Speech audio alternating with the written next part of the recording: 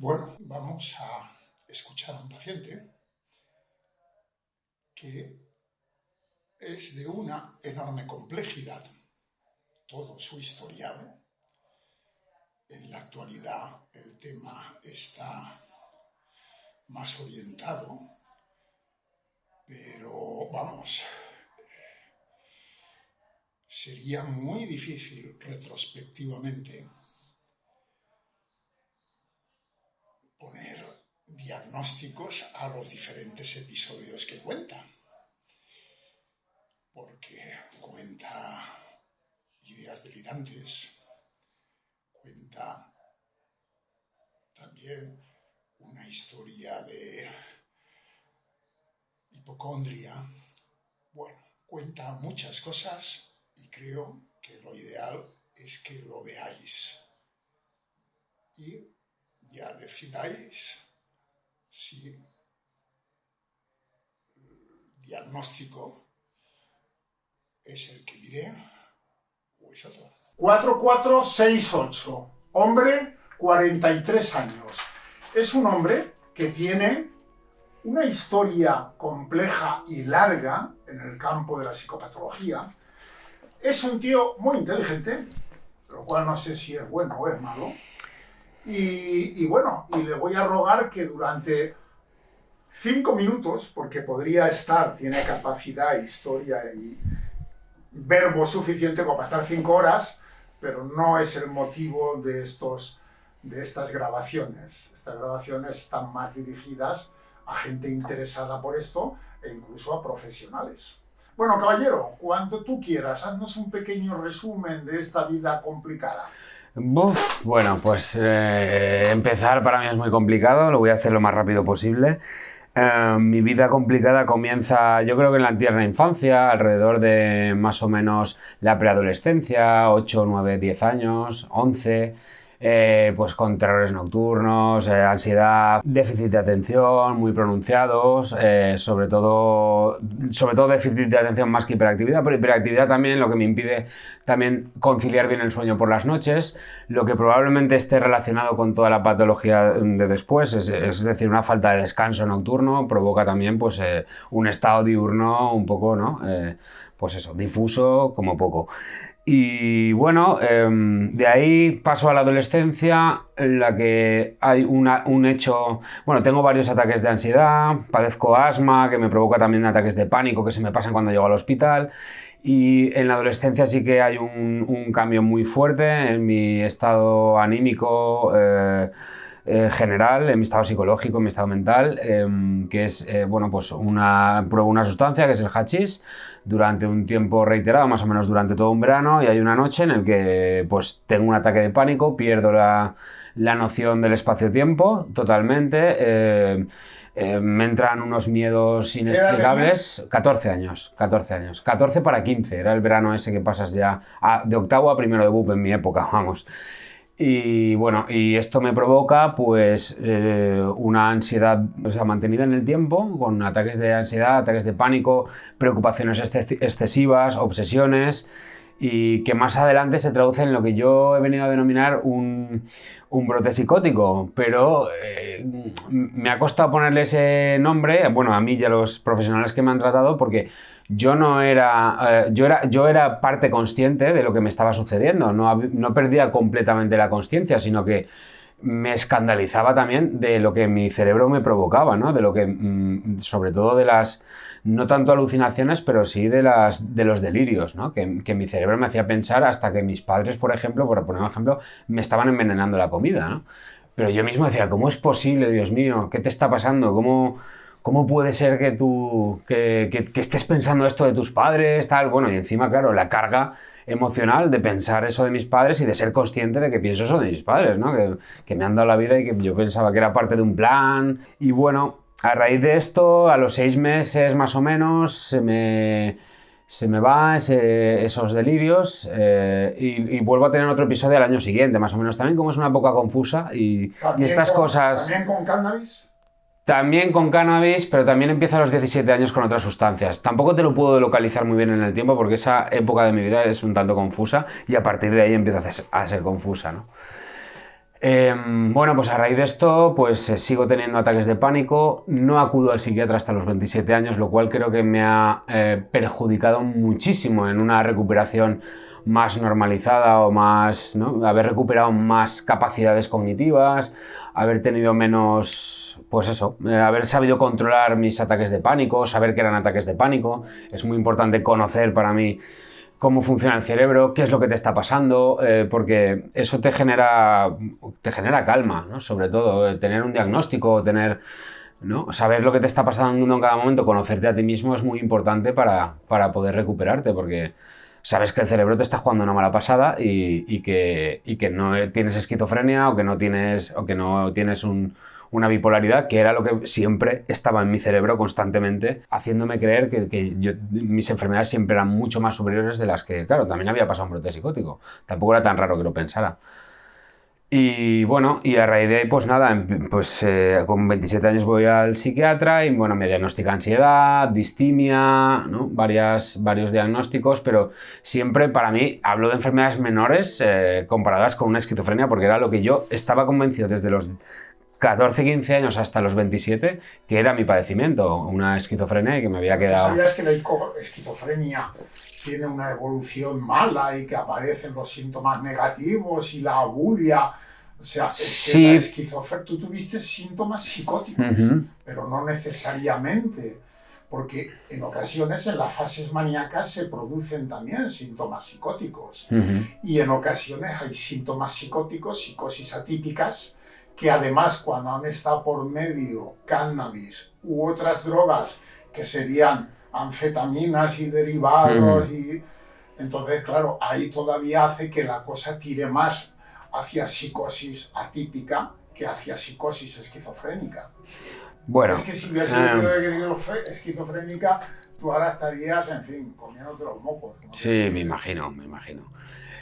Claro, yo no era profesional, entonces parte de mi enfermedad también es la hipocondria. Entonces, pero claro. Tú, en aquella época era la mujer esta que hemos hablado, que te trataba. Sí, sí. Ella no te dijo que en principio tranquilo, que vamos. Que sí, no, me calmó, por supuesto, hizo un papel muy bueno de calma, de recuperación psicológica, de entender mis síntomas, de entenderme a mí mismo, de conocerme, ¿no? ¿Estuviste años con ella? Estuve por lo menos 10 años, sí. Bueno, parte de mi enfermedad era la hipocondria, y la hipocondria con una obsesión que no podía pensar en otra cosa. O sea, es decir, yo me tiraba desde que me levantaba hasta que me acostaba pensando y obsesionado con que tenía esquizofrenia y con que mi vida era una mierda y con que no iba a poder salir adelante porque me iban a tener que tratar, y no se lo conté ni a mis padres porque tenía miedo del estigma, ¿no? Del estigma que se te queda con un diagnóstico de esquizofrenia. Yo le tenía pavor a que me diagnosticaran una esquizofrenia y me tuvieran con un tratamiento o con unos ingresos o con... Y bueno, y entonces pues yo me tiré convencido 10 años de que padecía una especie de esquizofrenia, bipolaridad, ¿no? También iba cambiando, siempre en la línea psicótica, nunca en la línea neurótica, ¿no? Hasta que, pues eso, di con un especialista que me dijo que no estaba en la línea psicótica, sino en la neurótica. ¿Cómo estás últimamente? Pues últimamente, bueno, desde que vengo a tus sesiones... pues hemos probado con varios antidepresivos, 2 en concreto. El primero me soliviantaba unos síntomas, pero digamos que... producía unos efectos secundarios molestos. Muy molestos, que era pues eso, sí, era falta de líbido e impotencia, ¿no? Y luego por otro lado, pues sí, me dejaba más tranquilo, pero tampoco me acababa de encontrar bien anímicamente. También yo vivo un momento profesional muy delicado, muy complicado, que efectivamente, pues evidentemente también agrava, ¿no? El estado depresivo. Me contarás, porque me has dicho que has dejado tu trabajo. Finalmente. No vamos a decir de qué trabajabas y dónde, entonces luego hablaremos de eso. Muy bien. El haber dejado el trabajo, en principio, vaya tela, ¿no? O sea que... Lo he dejado con respaldo, es decir... He dejado mi trabajo porque me han hecho otra oferta. Yo he estado buscando trabajo activamente. Yo vengo de tener un muy buen salario y unas muy buenas condiciones laborales. ¿Tu mujer sigue en el trabajo? Mi mujer trabaja, sí, va a seguir. ¿Sigue trabajando en el mismo sitio? Sigue trabajando en el mismo sitio con una indefinición de continuidad, ¿vale? Digámoslo así. Es decir, hemos estado, tanto mi mujer como yo, que nos conocimos en el trabajo, durante 13 años en el alambre siempre de la incerteza y de la temporalidad. ¿Eh? ¿Y el bupropion que se te puso, piensas que está dando mejores resultados? Mejores resultados respecto a mi sexualidad, respecto a mi estado de ánimo. Yo creo que me ha animado mucho, me ha quitado mucho los estados depresivos, pero sí que es verdad que noto una excitación y una ansiedad y me cuesta mucho conciliar el sueño por la noche. Entonces, y bueno, yo estoy tomando también Deprax, media pastillita. Sí, sí. Y Orfidal, pues de media a una, incluso a veces 1,5, y como me dispare mucho, me llego a tomar hasta 2 al día. No pasa nada. Respecto al antidepresivo anterior, que ya no recuerdo, era Ipran de Escitalopram. Me produjo un efecto secundario más importante incluso, que diría yo que el sexual, si cabe, que es el de compulsividad a la hora de consumición de alcohol y otras drogas y otros estupefacientes. Cosa que con el... Es un efecto paradójico raro, porque teóricamente controla también eso. Lo controla mucho más el bupropion, que el bupropion se descubrió cuando una psiquiatra norteamericana lo utilizaba mucho como antidepresivo y empezó a observar que sus pacientes le decían: ay, por cierto, doctora, me he dejado de fumar.